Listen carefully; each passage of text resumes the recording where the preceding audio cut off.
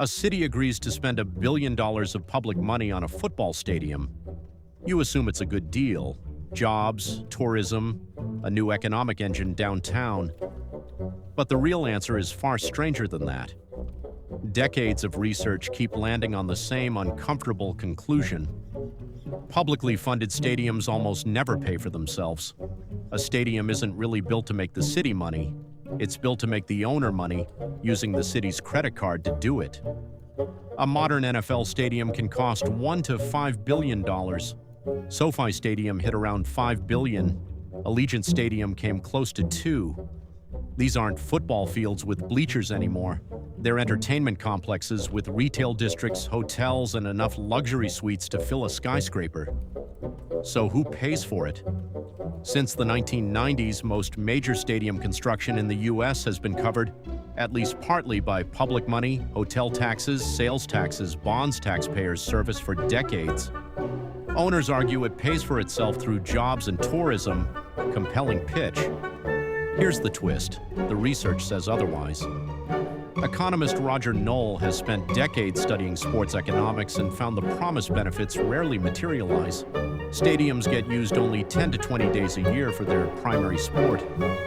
And Knoll points to something called the substitution effect. Money spent at a game is money a household would have spent somewhere else in that same city anyway. The stadium doesn't create new spending, it just moves it around while the public absorbs the bill either way. Economist Andrew Zimmerlist reached the same conclusion across dozens of cities. Promised jobs and tax revenue barely arrive anywhere near the stadium. And economist J.C. Bradbury ran detailed studies measuring local economic activity before and after new stadiums. His finding might be the most damning of all. No statistically significant positive effect on local economic growth. Not small, essentially none. So why do cities keep funding these deals anyway? Because a team can credibly threaten to leave, and another city is always ready to offer its own package to lure it away. That bidding war isn't rational economics. It's fear of losing civic identity, and owners use it as leverage every time. Here's the part almost nobody walks through. Even when a stadium makes real money, little of it benefits the public that paid for it. Naming rights alone can be worth $10 to $20 million a year, and that flows straight to ownership. Personal seat licenses generate tens of millions before a single ticket sells. Luxury suites lease for 6 or 7 figures. None of it is shared with taxpayers. This is why economists increasingly call the modern stadium a flywheel for franchise value, not an operating asset. It doesn't need to profit on its own. Its real job is making the team worth more on paper, which matters enormously to an owner who might sell, borrow against that value, or just watch their net worth climb. There's also a quieter cost nobody mentions in the original pitch. Maintenance, tens of millions a year, often falling back on the public.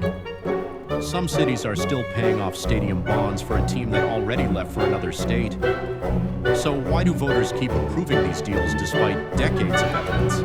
Because the appeal isn't really financial.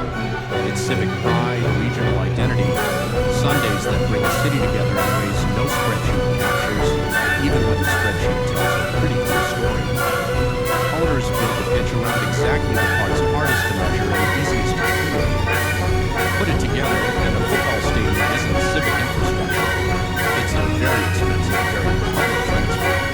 Dressed up as a shared investment. The city takes the debt, the revenue, naming rights, suites, seat licenses, broadcasting, flows almost entirely to private ownership.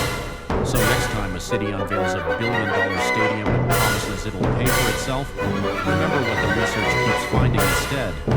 The stadium gets built, the team gets more valuable, the jobs rarely show up the way anyone promised, and on Sundays when the seats fill and the city cheers, almost nobody in that crowd is thinking about who actually signed the check.